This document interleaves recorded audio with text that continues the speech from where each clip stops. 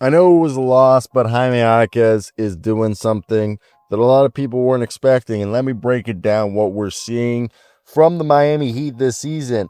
Forget what you thought you knew about this team. Under Erik Spoelstra, they haven't just tweaked the playbook, they've torn it up and built a whole new identity from the ground up.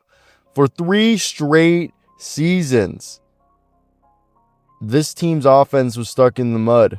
Bottom third in the league.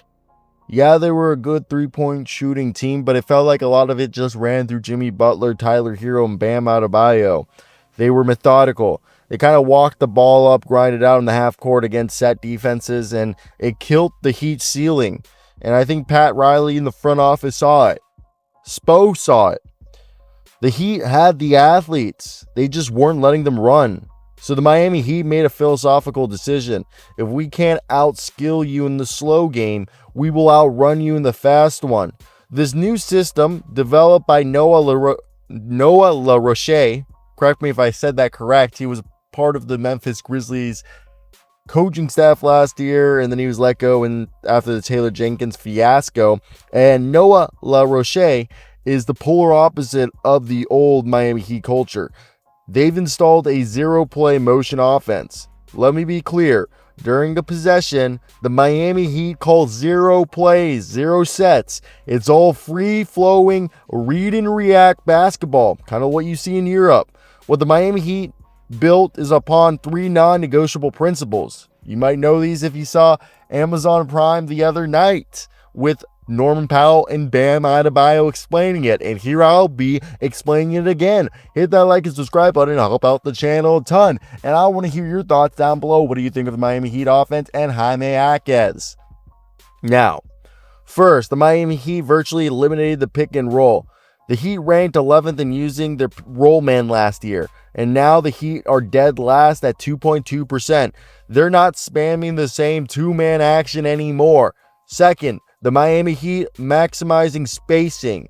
They're clearing out the elbows at all times. No more crowding. That gives our primary ball handler a runway to attack. Third, it's constant movement, baby. From the second that the Miami Heat inbound the ball, they are in motion, filling the empty spots on the floor. It's about creating through chaos, not a script. The results, they speak for themselves. The Miami Heat rocketed from a 21st ranked offense to the top 5. They are leading the entire league in pace at 109.1 and are putting up a blistering 131.5 points per game. And get this, pushing the tempo has not hurt the Miami Heat's defense. It's actually supercharged it.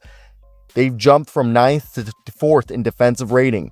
Why? Because the Miami Heat forcing opponents to play at their breakneck speed leads to rush shots, long rebounds, and more opportunities for the Miami Heat to get out and run. It's a vicious cycle, and they're the ones controlling it, turning the defense into the best offense. And now every system needs a player who embodies it. And for the Miami Heat so far, that has been Jaime Jaquez Jr. That kid has exploded.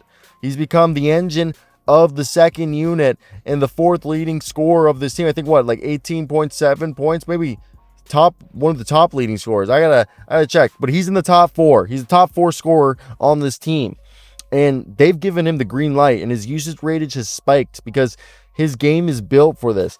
He's a physical downhill attacker, and he's getting into the open lanes to attack early in the shot clock before the defense gets set. And look at his numbers at the rim. It's outrageous. He's finishing such a high amount of his volumes. Like 90%? And then the cleared out spacing gives him the room to use his footwork and strength to get to the rack. And he's also finding open guys, dishing out almost 5 assists a night. Like, he's playing as like the backup point guard at times. He's not just a beneficiary. He's a paragon of what the Miami Heat are trying to do. And it's a system like this that forces everyone to adapt. The biggest enabler has been Bam Adebayo.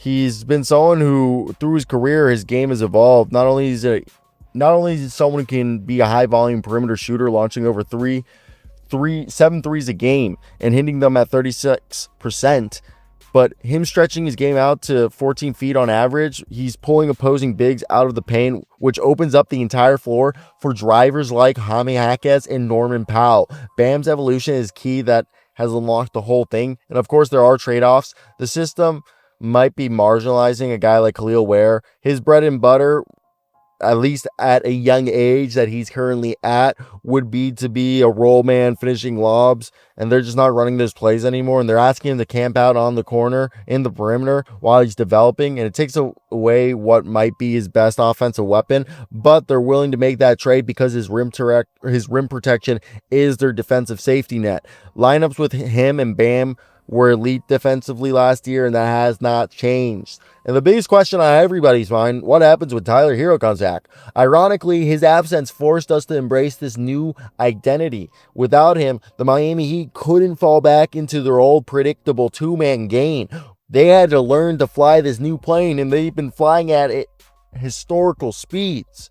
Tyler Hero will fit right in, no worry about that. His 3-level scoring ability, who can spot up and run, his ball handling, he should thrive in this pace and space environment. But Spo's job is to manage the usage. Jaime Jaquez has earned his role and touches, and they can't just let Tyler's return, likely playing 35 minutes a night and being a starter, completely neuter and neutralize the momentum production that Jaquez has built. It's a delicate balance, but if they can get it right, adding a scorer Tyler Hero's caliber would make the Heat truly unstoppable on offense. And the bottom line is that they've made this radical strategic pivot out of necessity, which accelerated their pace and embraced the unknown, and has transformed this team.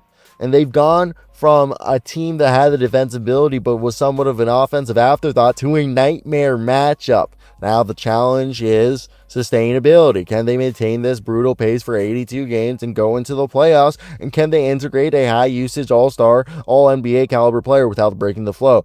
We believe that they can do it. The foundation is set. The principles are clear. The entire league is already on notice. And it's really just a circular offense. Everybody's just rotating a circle, either going left or going right, and the guy fills in the space of the guy who shifts left, move the ball if the shot isn't there, cut, some guy goes in near the dunker spot. It's a very simple offense. So kudos to them for figuring it out, because it wasn't something that I would say was easy to figure out, and it puts them up in an advantage for a team like the Miami Heat, who, hey, they really should always be considered the dark horse favorites to win a championship. And if this continues to happen, keeping the squad together with Davion Mitchell and the rest of the gang, because let's look at this squad real quickly. All right, the Heat, I know, lost last night to the Lakers. It was an unfortunate loss, but Pelle Larson's somebody else who's scoring really well. Andrew Wiggins is like their Swiss Army two-way guy. Davion Mitchell is their facilitator. Simone Fontecchio is a three-point shooting dog. Drew Smith is a great 3-and-D guy for them. And Nikola Jovic is a great combo forward who can be a small ball 5 at certain situations for them. And they still have Norman Powell and Tyler Hero. This is a really good squad. And that's where I want to hear your guys' thoughts if you guys agree. Cheers.